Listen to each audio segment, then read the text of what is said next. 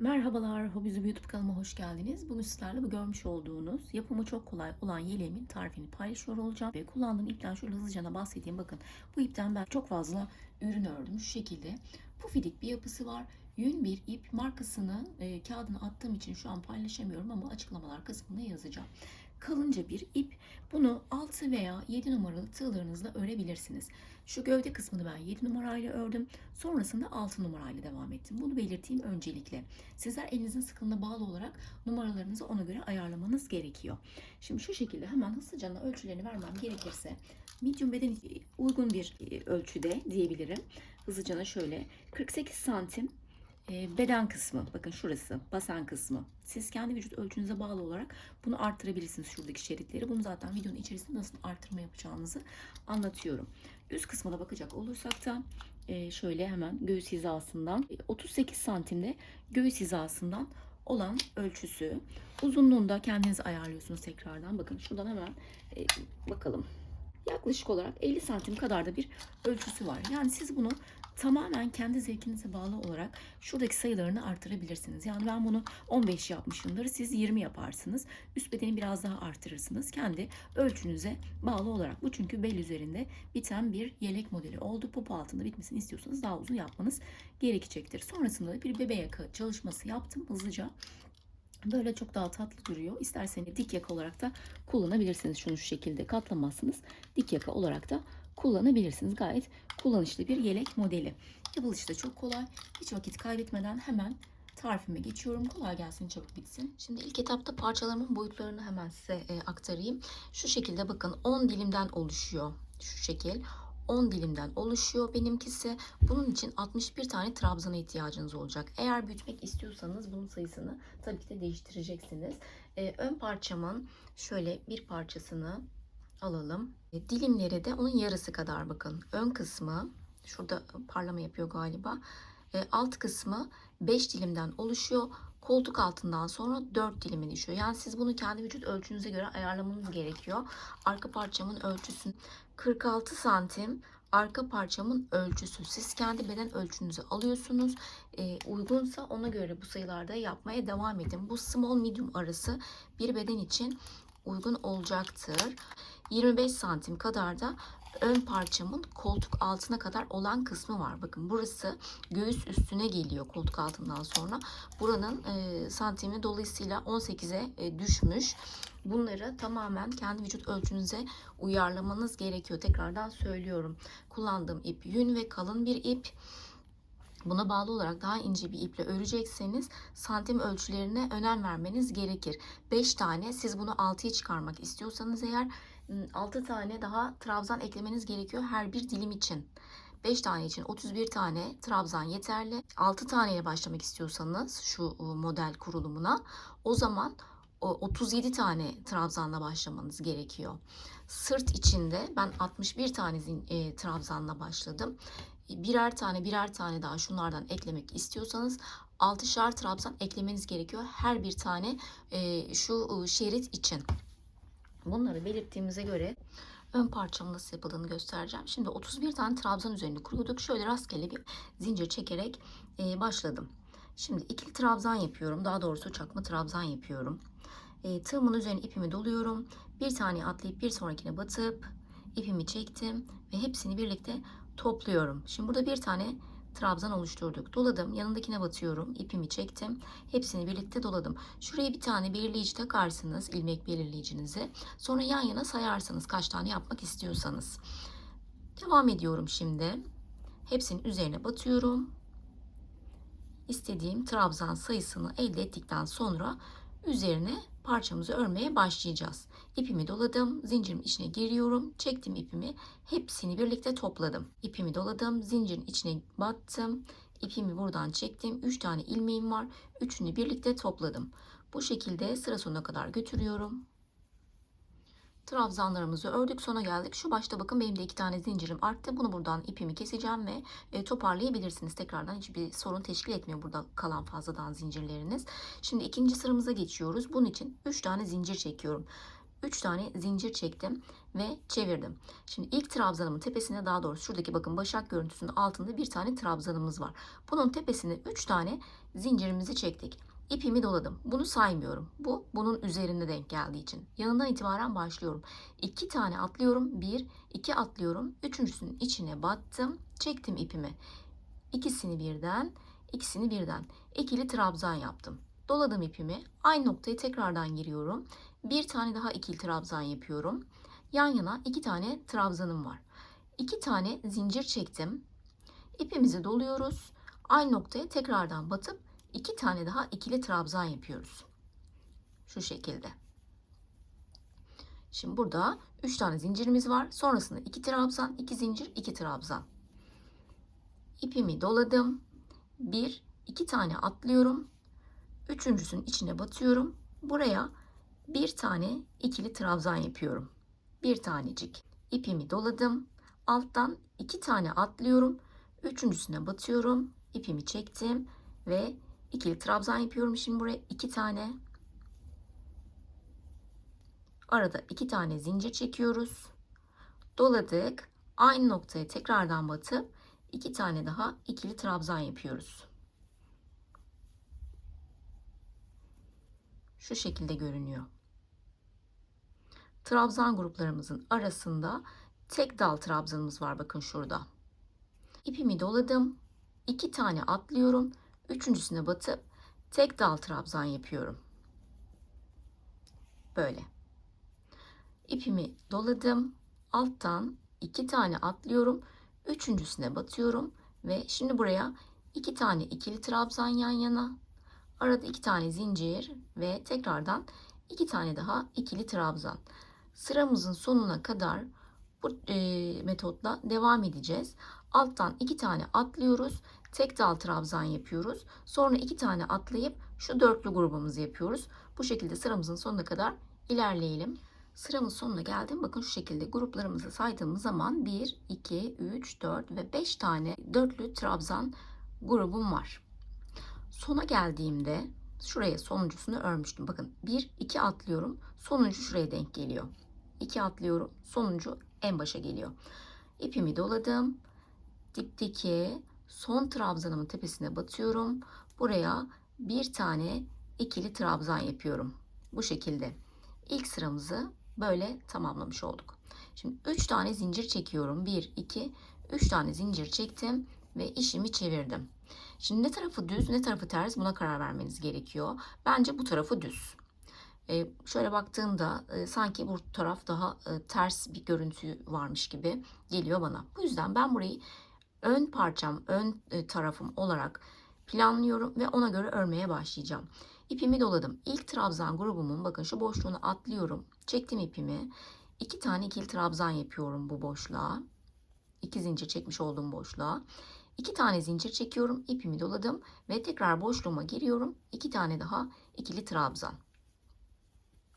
İpimi doladım. Şimdi burada tek dal trabzanım vardı. Burayı ön parça, ön kısım olarak saydığımız için bu tek dalımın arkasından dolanıyorum. Öne doğru kabartıyorum. Arkasından dolandım. Öne doğru kabarttım. İpimi buradan çekiyorum ve ikili trabzan yapıyorum. Bu tek dalımı öne doğru kabartmış oldum. İpimi doladım. Şimdi tekrardan bakın dörtlü grubum var. Bunun ortasına, boşluğuna girdim. 2 tane ikili trabzan, 2 tane zincir ve 2 tane ikili trabzan yapıyorum. 1, 2. Hala ön kısımdayız. Parçamızın ön kısmını örüyoruz. Bu yüzden ipimi doladım. Tek dal trabzanımın arkasından dolanıyorum. Çektim ipimi ve ikili trabzan yapıyorum. Bu şekilde tekli trabzanlarımız öne doğru çıkıntılı olmuş oldu böylelikle. Devam ediyorum. Doladım ipimi. Tekrar dörtlü grubumun ortasına battım ve 2 tane ikili trabzan, 2 zincir, 2 tane ikili trabzan yapıyorum. Ve tek dal olan trabzanıma tekrardan İpimi doladım ve tek dalımın arkasından dolanıyorum. Öne doğru kabarttım. Çektim buradan ipimi. Bir tane ikili trabzan yaptım. Bu şekilde kaç tane grubunuz varsa şu V gruplarımızın içlerini dolduruyoruz.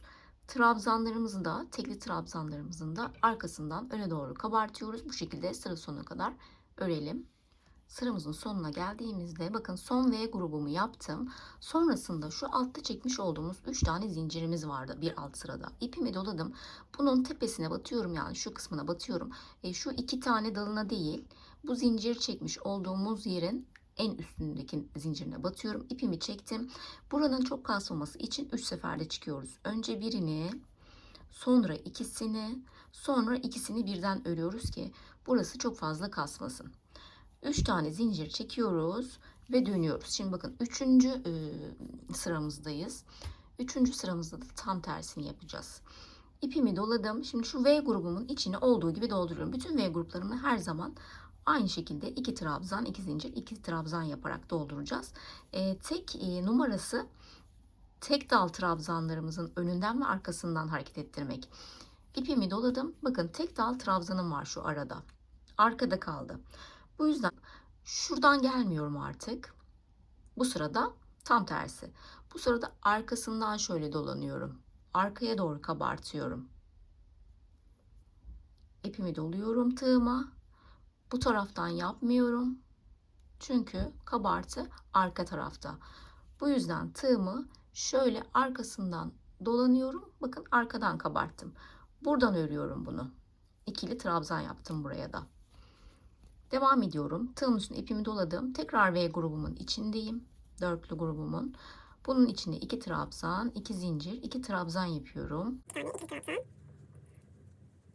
Ve tekrardan tek dal trabzanımın olduğu yere geldim. İpimi doladım. Tek dal trabzanımın şöyle bakın arka kısımdan kabartıyorum. Öne doğru çekmiyorum. Arka kısımdan kabarttım ve buraya bir tane ikili trabzanımı yaptım. Doladım ipimi. Tekrardan V grubumdayım.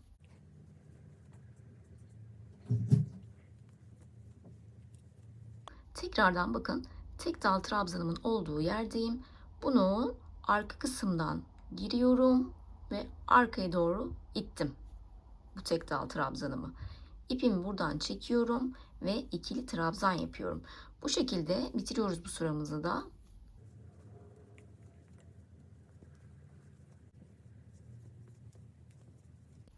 Sıramızın sonuna geldiğimizde şu şekilde bakın öbür tarafta kaldı kabartılar. Bu tarafta kaldı. Bu tarafta kabartımız yok. Tığımın üstüne ipimi doladım. Şurada 3 tane zincir çekmiştik başta. Bunun şu tepe noktasına batıyorum. İpimi çektim ve 3 seferde çıkıyorum. Önce biri, sonra ikisi, sonra ikisi. Tekrar 3 tane zincir çekiyoruz ve işimizi çeviriyoruz. Bakın tekrar ön yüzündeyiz. Bu kabartılı olan kısım bizim ön yüzümüz. Şu V grubumuzun içini dolduralım trabzanlar.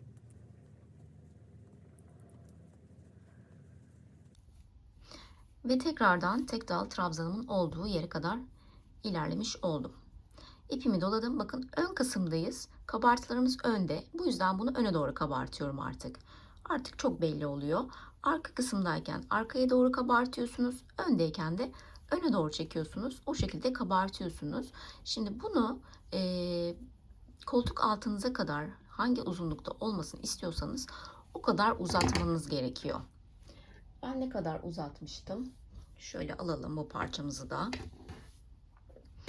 Yaklaşık olarak santim ölçüsü de veririm. Herkes gerçi kendisinin bedenine uygun olarak yapacak. Şuradaki V gruplarımı saydığım zaman 15 sıra boyunca örmek yeterli oldu benim için. Şimdi ilk parçamı göstereyim. Tek küçük parçamı. Biten parçamdan bahsediyorum. Şu şekilde bakın. 15 sıra boyunca ördüm. 15 sıra.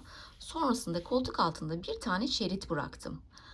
Arka parçamda da bir şerit bıraktım. Dolayısıyla 2 tane şerit koltuk altıma denk geliyor.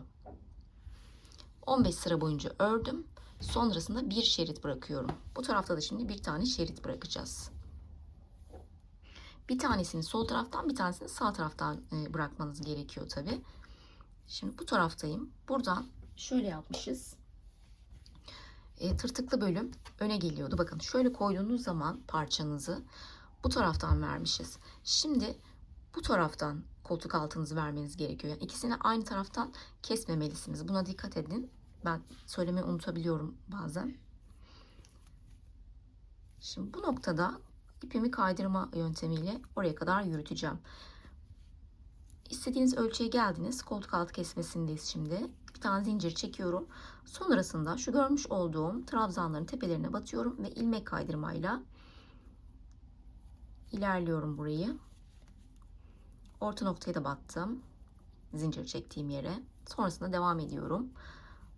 Son trabzan tepemi de yaptıktan sonra bakın tek dal trabzanımın olduğu yere kadar geldim. İpimi doladım. Tek dal trabzanımı örüyorum. Bunun ön kısımda olduğum için öne doğru kabarttım. Bunun üzerine ikili trabzanını yaptım. Doladım ve devam ediyorum şimdi.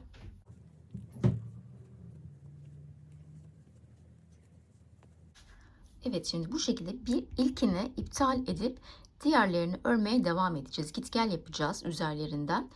Bir taneyi örmüyoruz. Sadece bunu tamam artık kestik. Bu bizim koltuk altımızın bir parça şeridi. Şimdi devam ediyorum bu başa kadar. Sonra geri döneceğim. Burada tekrardan ne yapacağımızı görelim. Evet, şimdi bu kısmı böyle ilerlettim. Geri geldim. Bakın şu noktadayım. Yani şöyle çevirmem gerekiyor tabii dolayısıyla. Böyle gittim ve geri geldim. Sonrasında şurada trabzanımızı örerek başlamıştık. Bakın şurada duruyor o trabzanımız. İpimi dolayıp bu trabzanımı ne tarafta denk geldiyse o tarafta yapmanız gerekiyor. Şimdi sizin sıralamanız istediğiniz ölçüde olacağı için benimle aynı değilseniz eğer ön kısımdaysa kabartmanız ön kısımdan yapıyorsunuz. Benimkisi şimdi arkada kaldı. Bu yüzden bu arkadaki tek dal trabzanın arkasından dolanıyorum. İpimi çekiyorum ve buraya bir tane ikili trabzan yapıyorum. Bakın burası yükselecek şimdi her sırada. Tekrar 3 tane zincir çekiyorum ve dönüyorum. Şurası bu şekilde ilerlemeye devam edecek yukarıya doğru. Devam edelim şimdi. 3 zincir çektik ve burada tekrardan trabzan gruplarım var. İkili. 2 tane de zincir çektim. 2 tane de trabzanımı yaptım tekrardan. Bu şekilde devam ettiriyoruz. Alt kısmı 15 tane yapmıştım. Üst kısmı da koltuk altından sonra 14 sıra boyunca ilerlettim. Sonrasında şu tepe kısmını nasıl yaptığımızı, şurasına bakın düzeltmemiz gerekiyor. O kısmını göstereceğim. 14 sıra boyunca ilerleyelim. Sonrasında tepe kısmını düzeltmesini görelim. Şimdi parçamızı bitirdik. Her iki taraf için de geçerli. Ön ve arka parçalar için de aynı şeyi yapacaksınız. Şu şekilde bakın. Tepe noktasında şöyle bir verevli görüntümüz var. Bunu düzeltmek için buraya 1, 2, 3 tane zincir çekiyorum. Bitirdikten sonra son sıramı yaptım. 3 tane zincirimi çektim. Şunu çeviriyorum şimdi. Döndüm. Sonrasında bakın bu dörtlü grubumun ortasına batıyorum. Buraya bir tane sık iğne yapıyoruz. 3 tane zincir çekiyoruz. 3 zincirimizi çektikten sonra bu sefer de tek dal trabzanımızın olduğu yere batıyoruz. Bir tane sık iğne yapıyoruz. 3 tane zincir çektik ve şu V grubumuzun ortasındaki boşluğa batıyoruz. Sık iğne, tekrar 3 zincir ve bu sefer de tek trabzanımızın olduğu yere batıp sık iğne yapıyoruz. Bu şekilde bu kısmı birazcık düzleştirmiş oluyoruz. Şimdi birleştirme kısmını da şu şekilde yapacağız. Arka parçamızın bakın tırtıklı kısmı yere bakıyor, arkaya bakıyor. Bize dönük olan kısmı aslında tersi. Tırtıklı kısmı burası değil, arka taraf. Bunu böyle koydum. Ön parçamın bana bakan tarafında bakın tırtıklı kısım var artık. Çünkü iç kısmı tırtıklı değil, dış kısmı tırtıklı. Bunu buraya yerleştirdim ve dışından diktim, içinden dikmedim. Bu parçamı da buraya koyuyorum. İkinci parçamı da. Sonrasında şuradan itibaren dikmeye başlayacağım bakın. Şu kısmı sadece tığ yardımıyla dikiyorum. Bir tık büyük tığ tercih ettim birleştirirken. Dilerseniz o şekilde yapabilirsiniz ya da aynı tığınızla devam edebilirsiniz. Şimdi şuradaki ilmeğim kenarda beklerken tam şunun şöyle kenar noktasından giriyorum. Trabzan boşluğundan girdim. Karşı tarafında trabzan boşluğundan giriyorum. Ve bu hazırlamış olduğum ilmekçiğimi buradan geçiriyorum şimdi. Bunu buradan geçirdik. Bir tane buraya sık iğne yaptım. Sonra buradaki iplerimizi kaybederiz zaten. Bir tane zincir çektik. Sonra bakın şimdi şu karşılıklı deliklere tam denk gelmesi gerekiyor. Şu iki tane boşluğumuza girdik. Buraya bir tane sık iğne yapıyorum. Bir tane zincir çekip yandaki boşluğa atlıyorum. Birleştirmeyi bu şekilde yaptım. Bir tane zincir çekiyorum. Yandaki boşluklara atlıyorum. Sık iğne ile birleştirdim. Bir tane zincir çekip bir sonrakine atlıyorum. Bu şekilde yaptığımız zaman şimdi bir tane zincir şöyle sona doğru hafifçe ilerleyelim. Karşılıklı denk getiriyorum. Zaten sayılar aynı olduğu için hiçbir sıkıntı olmuyor. Bir tane zincir çektim sık iğnemi yaptıktan sonra. İkisini birlikte sık iğne yaptım. Bir tane zincir çektim. Bakın burada da aynı şekilde sanki bir kabartı sırası oluşturmuşuz gibi ilerliyor. Şuradan göstereyim bitmiş haliyle. Bu bitmiş hali. Burada da bir kabartı var artık. Yani hiçbir şeylik yok, kopuşluk yok. Tersini çevirdiğim zaman çünkü dümdüz ilerlemiş oluyor. Şu şekilde geçişler belli oluyor. Buradayken de tırtıklı tırtıklı gözüküyor. Diğer yerlerdekiyle aynı bir şekilde böyle bir birbirinin örüntüsü şeklinde. Dilerseniz böyle de yapabilirsiniz. Öbür türlü de yapabilirsiniz. Benim rengimde hiç böyle bir garip bir çirkin görüntü olmadığı için bakın şuradakiler kaynıyor arada. Sadece tırtık göze batıyor. Bu yüzden düzgün durdu. Bu şekilde sizde de aynı şekilde duruş yapacaktır. Çünkü bu bunun bir devamıymış gibi düşünelim. Bakın tırtıklı tırtıklı devam ediyor burası. Şimdi ışıktan çok fazla yansıyor. Gün ışığında çekemediğim için istediğim görüntüyü elde edemiyorum ama umarım anlaşılıyor oluyordur. Bir tane sık iğne, bir tane zincir. Sonrasındaki boşluklarımıza girdim. Sık iğne ve bir zincir yaparak birleştirmemi sağlıyorum. Omuz kısmını dikerken de tam tersini yaptım. Bakın ters tarafını çevirdim. Yani içte kalacak olan kısımdan diktim. Sonrasında düzünü çevirdiğim zaman burası daha dümdüz oldu. Herhangi bir kabartı vermemesi için omuz kısmında. Şu tam köşe noktadan ilmeğimi çıkardım. Bakın şurayı şimdi dikeceğiz. İlmeğimi çıkardıktan sonra buraya şöyle bir çekiştireyim. Buraya bir tane zincir çekeceğim ama şuradaki ilmeğimi iyice sıkıştırmam lazım.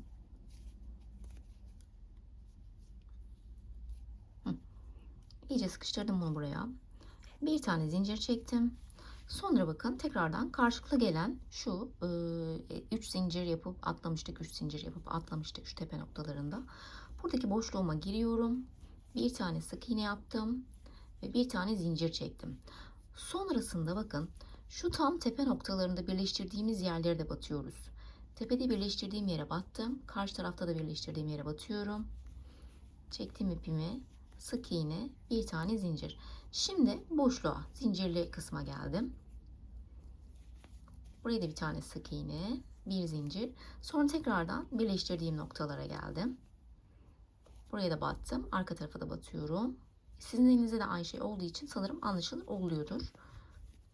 Bir tane zincir. Sonrasında tekrardan bakın. Zincirli kısımdan karşılıklı birleştiriyoruz. Sonra birleştirdiğimiz kısımlardan şu birleştirdiğimiz kısımlardan karşılıklı getirip batıyoruz. İkisini birleştiriyoruz. Zincirli kısım, karşılıklı kısım. Ne kadar boşluk bırakmak istiyorsanız. Şimdi boynunuz genişliğinde şu kadar bir sırayı örmüşüm ben. Yani kaç tanesi? 1, 2, 3, 4 taneydi zaten. Bir, iki tanesini örmüşüm. Üçüncüsünün ortasına kadar getirmişim birleştirme kısmını. Yani 1,5 tanesini boynum için bırakmışım. Burada da aynı şekilde yapıyorum şimdi. Şimdi bir sıra ileğimin çevresinden sık iğne geçmek istiyorum. Köşe noktasından önce şuradaki ilmeğimi çekiyorum. Hep yaptığımız aynı şey aslında. Oraya bir tane sık iğne ile sabitledim. Bir tane zincir çektim. Bakın hep aynı şey yapıyoruz. Şimdi boşluğumu atlıyorum. Boşluğumu atladım. Bir tane sık iğne. Sık iğnemi yaptım. Sonrasında bir tane zincir çektim. Bir sonraki boşluğumu atlıyorum. Bir tane sık iğne, bir tane devam ediyorum. Bir sonraki boşluğumu atladım. Sık iğne, zincir. Bu şekilde şimdi yaka kısmında da ilmek çıkartacağız. Şöyle bakın burayı devam ettiriyorum. Yaka kısmına geldiğimde de şu boşluk kısımlarını aynılarını yapıyoruz. Sonra devam ediyoruz, dolanıyoruz. Bakın buralarda da hep boşluklarımız var. Bunlarda da bir sık iğne, bir zincir. Şuradaki kısımları da batıyorsunuz. Az önce birleştirirken nasıl yaptıysak o şekilde boşluklara giriyorsunuz. Bir tane buraya, bir tane boşluğa, bir tane tepeye, bir boşluğa, bir tepeye şeklinde böyle aşağıya kadar, diğer ucumuza kadar devam edelim. Bir sırada sık iğnemizi geçtikten sonra şimdi şöyle bakın, yaka kısmını bu şekilde de kullanabilirsiniz isterseniz. Eğer uzatmak istemiyorsanız, benim yaptığım gibi bebe yaka olmasını istiyorsanız eğer, şuradan şimdi bir tane ilmeğimi belirleyeceğim bu taraftan. Karşı taraftan da bir ilmek belirliyorum. Şimdi ilmek belirleyicilerimi bulamadığım için şöyle bir tane iğnemi geçirdim. Bakın burası benim son noktam olacak. Şu kısımdan başlayacağım. Eşit olması lazım. Şimdi karşılıklı eşit aynı noktadan başlayıp bitirmeniz gerekiyor. Şuradan başlayalım. Belirlediğim yerden bakın tekrar ilmeğimi geçiriyorum. Bir tane zincir çektim. Şimdi aynı noktaya batıp, aynı zincirime batıp bir tane sık iğne yapıyorum. Şimdi burası benim başlangıç yerimdi. Şunu şöyle düzeltelim. Şimdi şurada görmüş olduğumuz bütün zincirlerin tepesine batmaya çalışıyoruz. Sırasıyla herhangi bir zincir çekmeyeceğiz arada. Sadece zincirlerin tepesine batacağız. Bu ilkiyle devam ediyorum şimdi sırayla. Bütün hepsinin tepesine batmaya çalışıyorum. Sadece sık iğne yapıyorum. Başka hiçbir şey yok. Şu iğnemli belirlediğim noktaya gelene kadar şuradan itibaren başladım bakın. Buradan devam edeceğim. İğnemin olduğu noktaya gelene kadar, sonra tekrardan iğnemin olduğu noktadan bu noktaya geri geleceğim. Şimdi sona geldim bakın. Tam şu noktaya da bir tane sık iğne yapacağım. Şuna bir tane. Şuraya da bir tane. Belirlediğim noktaya geldim. Bir tane zincir çekiyorum ve çevirdim. Hemen yanındakine batıyorum. Sık iğne. Yanındakine sık iğne. Bu şekilde bir bu tarafa bir bu tarafa örerek, bir bu yana bir bu yana örerek istediğiniz uzunluğa getirebilirsiniz. Bebe yaka yapmak istiyorsanız tabii şöyle bir 10 santim, 8-10 santim şerit halinde uzatmanız gerekecektir. Hakim yaka olarak kullanmak istiyorsanız da şöyle 3 santim falan yeterli olacaktır. Bu şekilde videomuzun sonuna geldik. Beğendiyseniz yorum yapmayı, kanalıma abone olmayı, beğen tuşuna basmayı unutmayın lütfen. Bir sonraki içerikte görüşmek üzere. Hoşça kalın.